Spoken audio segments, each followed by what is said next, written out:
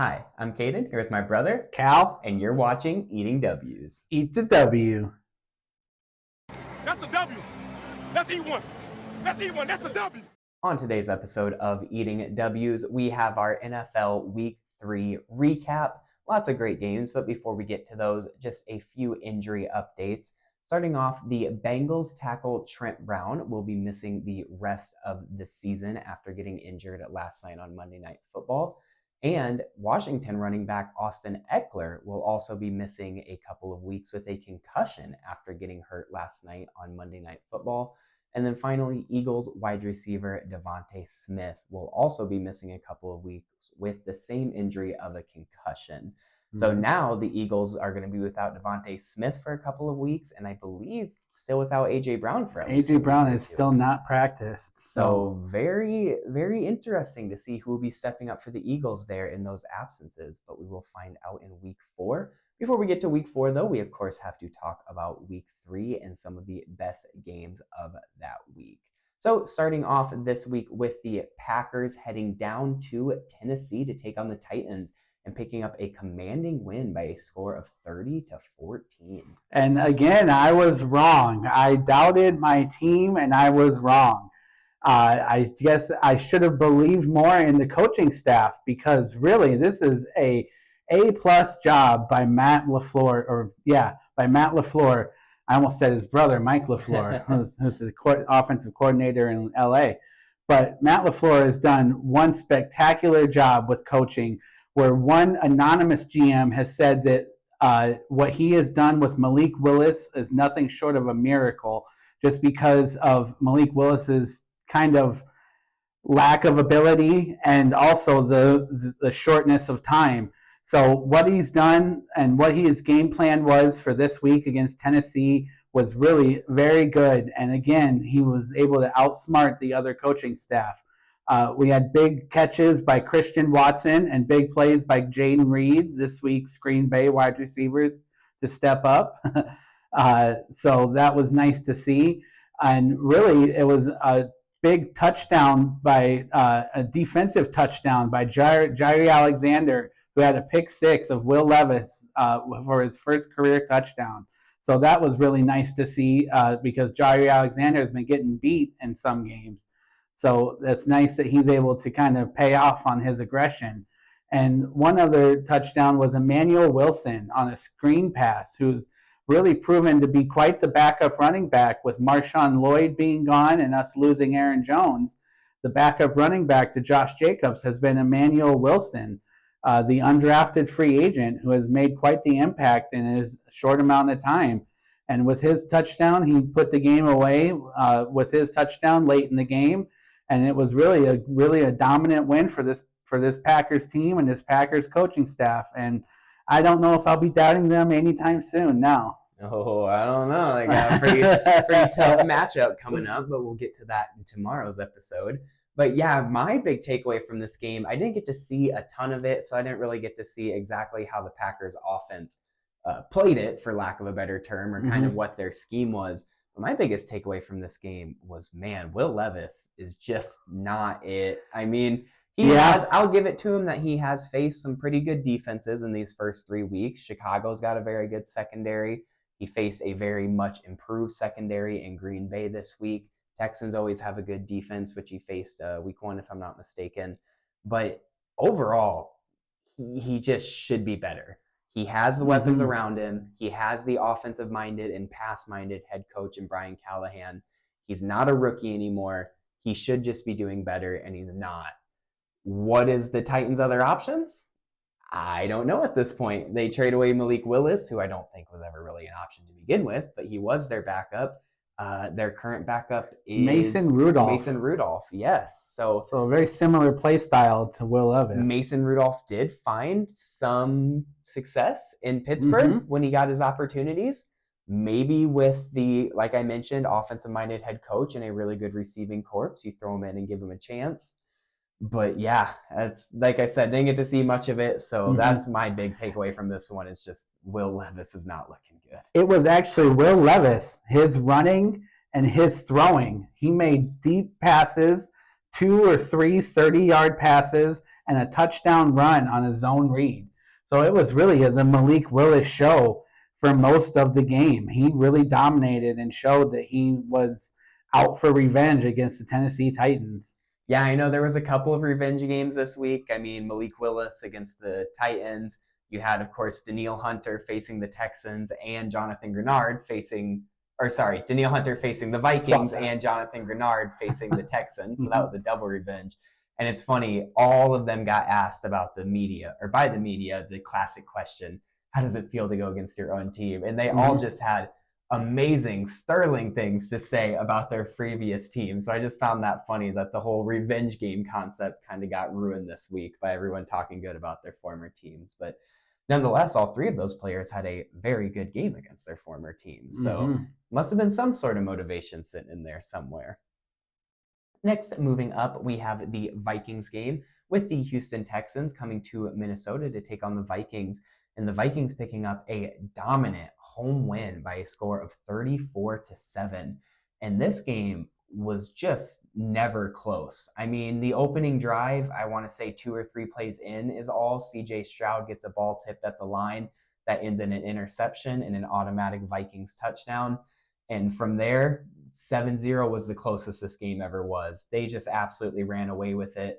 Texans pretty much got a garbage time touchdown is all. I mean, it was 21-7, but this was like mid to late third quarter. So it was already not looking good for them. And then the Vikings capped things off by putting up another 13 points in the fourth quarter just to absolutely run away with the game. And I don't even want to like acknowledge it. Like I want to just pretend like the success isn't happening because I'm afraid if I do, I'll like scare it away. Like it'll go away and it won't come back. So I've just been taking things week to week. I've had a couple of people reach out to me, a couple of friends, both Vikings fans and not Vikings fans, and being like, are the Vikings for real? And I'm like, just don't say it. Just don't say anything. just week to week. That's all you can do right now. But they have looked so good. And I think a lot of that, as Callan just mentioned on the Packers side of things, has been the coaching. Kevin O'Connell for the past couple of years has proved that he is a great offensive-minded head coach. But Brian Flores is in his groove right now. And he has a great young rotation of pass rushers that has been absolutely killing it. The secondary has been playing up, even though they are absolutely ancient. The opposite of young the secondary is. From safety to our third corner, I mean, they all got to have like a combined 50 years of experience. It's hilarious. But hey, sometimes that's what you need. And you get that youth in your front seven getting some pass rush. All you have to do in your secondary is not let anybody blow past you. And they all know how to do that because they've been in the league for so damn long. They know the technique. They know the shades they need to take. So it's just that little bit of a perfect storm and a team aspect and a team mindset that the Vikings have been playing with that have allowed them to this 3-0 start, in my opinion. And I'm not going to get too excited because I know it can end any week now. I'm just going to enjoy the success while we have it. Yeah, and, you know, I was stunned by the way the Vikings won this game. Not necessarily that they won, but the fashion that they won by forcing 2 CJ Stroud turnovers, interceptions, which that just doesn't happen. No. Broke the interception streak for CJ Stroud and then broke his second one shortly thereafter. That one was shortly lived. But I didn't see much of this game because it happened the same time as the Packers game. But what I did see is that Sam Darnold threw 4 touchdown passes. And that is huge because it makes me think that maybe it's finally clicked for Sammy Darnold. Because, you know, when you look at Geno Smith, how long it took him to finally get in the right situation, the right coaching, the right city, for him to finally break out. Maybe this is a similar trajectory for Sam Darnold and his 1-year prove-it contract to the Vikings to use this and sprout into a new career, a second chance in the NFL, and it's a good story. But if not for Sam Darnold and those 4 touchdown passes, you know, maybe the Vikings don't win. Yeah, I mean some very underratedly impressive part of this game is if you look at our defense, Dallas Turner and Ivan Pace Jr., 2 huge starters, did not play this game for our defense. And you go over on the offensive side of things, and our offense has been finding the success with Jordan Addison not playing since week 1 and TJ Hawkinson yet to play this season after his knee injury late in the year last year. So when you think about the fact that soon we're going to get Jordan Addison back, soon, and not overly soon, but within the next few weeks, we'll be getting TJ Hawkinson back. And by next week, we'll have guys like Dallas Turner and Ivan Pace back on the defense. This team only gets better. This team does not get worse anywhere. And they've been, knock on all the wood in the world, staying pretty healthy as a whole so far this year. So it's key. So sometimes we say it a lot. The best team at the end of the year is the healthiest team at the end of the year. So if we can just keep the injury bug away, that's so huge and such a swing for us. So now moving on to the next game, we have Callan's. Oh, forgot to mention our game of the week last week was none other than the Vikings-Texans. So of course we just talked about them. So moving straight on to Callan's game of the week with the Baltimore Ravens heading to Dallas to take on the Cowboys. And though the Cowboys tried late in the game, they do fall to the Ravens by a score of Baltimore 28, Dallas 25. Yeah, and this really almost wasn't really my game of the week because it was a blowout for most of the game until there was 19 points scored by the Cowboys in the fourth quarter, including the very first onside kick recovery of the year. So shout out to the Cowboys special teams who was able to successfully execute the onside kick. And this was a big game by Derrick Henry, who had over 100 yards and 2 touchdowns. And he really tried to put this game away early. And if not for the Dallas Cowboys, run at the end of the game, this really was a blowout for most of it. And when the Ravens almost lost it, I really thought that they were going to lose it because they had to recover a second onside kick, which went to Baltimore. But they were thinking they already lost one. Where's the second one again? So that was in the back of their minds. But really, it was a great game by the Cowboys defense or the Cowboys offense, who was able to score those 19 points. Where they messed up was that they missed a long field goal and a 2-point conversion, which is the difference in the points there. So if they had hit that 2-point conversion, maybe it's a different ball game, and maybe the Cowboys do pull away with the comeback of the year. But instead, it goes to the Ravens and Derrick Henry, who's proven that he is going to be quite the workhorse and quite the dominant force again this season in the NFL, even though it's for the Ravens. And it's the Ravens' first win, which is kind of surprising because they're 1-2. And starting to fall behind in the AFC North with the Steelers being 3-0. So we'll have to see if they're able to come back and retake that lead in the AFC North. Yeah, who had the Steelers leading the AFC North 3 weeks Justin in? Fields. Not us, not anybody, I don't think. Nope. But yeah, the Ravens have looked really impressive. I didn't really watch much of this game past the first quarter until about halfway through the fourth quarter when I was like, wait a second, what's going on here? Do I need to watch this game again? But yeah, they absolutely just dominated at first. The MVP for the Cowboys so far this season, I don't know how you say it's anybody other than Brandon Aubrey. I mean, the way that man has been making 50-yard field goals look easy. He's the kicker on the first onside recovery kick of the year, like Callan just mentioned, that kept them in the game and gave them the momentum to keep themselves anywhere near in the game. He's just been killing it for them, and everybody else has been letting the special teams down. It's a weird thing to say, but it kind of has been happening. The Cowboys 0-2 at home this season, which is quite flip-flopped from what they were last season. Last season, they were just an unstoppable force at home, and now they back-to-back weeks got blown out at home, really. I mean, they had the comeback in this one, but I think you can still classify it as a blowout all said and done. Their only win was on the road, which ironically was a blowout against the Cleveland Browns. So maybe it's the inverse of last year, where they struggled on the road but dominated at home. Maybe this year they're just going to go on the road and let out all that frustration, but then, kind of let some slip through their hands at home. NFL is so damn crazy that I wouldn't be surprised at all. But overall, really good game all around in that fourth quarter, at least. Yeah, the fourth quarter was the good game part. Yeah, actually, it was a very good game by the Ravens in the first quarter. and a very good game by the Cowboys in the fourth quarter. Mm-hmm. Very meh game in between there, which Yeah. is why I stopped watching. But funny one there, and overall was an exciting one to watch towards the end, to say the least. So now moving on to the final game we're going to talk about this week with my game of the week and the game that just happened last night. Since we're recording this on Tuesday, we have the Washington Commanders heading into Cincinnati to take on the Bengals and picking up a win by a score of 38-33. The big reason I wanted to talk about this one was a little bit of a breakout party for Jaden Daniels. Mm-hmm. Now, he actually had a pretty solid first 2 weeks in the rushing game. I want to say he had 3 combined rushing touchdowns in the first 2 games. Mm-hmm. But the big kind of exclamation mark that I really like from him this week is what he was able to do in the passing game.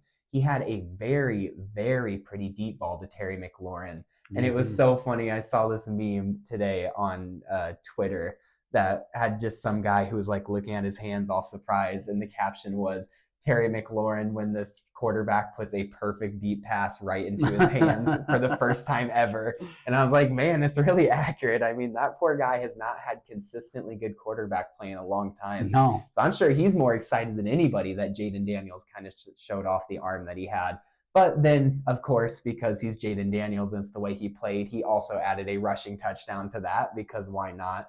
But overall, he really just, no pun intended, commanded this game from the start and looked really good. He had great support from guys like Austin Eckler, who we mentioned will sadly not be missing, or will be missing next week's game with concussion. But one thing that I really liked from Jaden Daniels was the fact that towards the end of the game, when it was 38-33, there was still about 4 minutes left on the clock, and they were pretty close to midfield. So it was a huge swing in momentum if they weren't able to get it. Jaden Daniels said, keep me on the field, keep me in on this 4th and 4. And he went out there, he made the smart play and got it to his tight end for the first down. And that was a very veteran move to see from a rookie, and especially a rookie who really thrives in the running game, not the passing game, being able to identify the defense and get that first down like he needed. So overall, not even a terrible game by the Bengals. More than anything, just a really good game by the Commanders. But Joe Burrow did help me out by locking in by saying that he's one of the most overrated quarterbacks in the league and not having a great game himself. Not terrible, but not great. And taking a loss and a huge upset to the Commanders. Yeah, this was a surprising win for the Commanders because this was in Cincinnati. So this was a tough matchup. And really, this has been quite a surprising performance by Jaden Daniels, who actually had more touchdowns than incompletions. He was 21 for 23 with 200 yards, 2 passing touchdowns, including that bomb to Terry McLaurin, and rushing touchdowns. So the fact that he had more touchdowns and incomplete passes just shows that he was really the dominant force in this game. And there was a nice rushing touchdown by Austin Eckler before he left the game with the concussion. So that helped tie the game early in the first quarter after Joe Burrow finally got a reconnection with Jamar Chase. So that was nice to see, and I think that they will start to really rebuild their chemistry and their connection, and especially now that T. Higgins is back out there. He had a few catches for about 40 yards, so nice for him to get back into the groove of things, and I think he'll just get better. But this was a surprising win for the Commanders, and really this was a letdown for the Bengals defense, who really allowed that deep pass when it was kind of hung up in the air for a little while, but it did land right in McLaurin's hands. And if not for that touchdown pass at the end, the Bengals would have got a chance to win it, even without having to recover an onside kick. Yeah, the Bengals, another team 0-2 at home and 0-3 in general. So a very not ideal start for their season. No. But that was our NFL 2024 Week 3 recap. Thank you all so much for watching, and make sure you stay tuned in until tomorrow for our Week 4 predictions. But until then, don't forget to eat the W.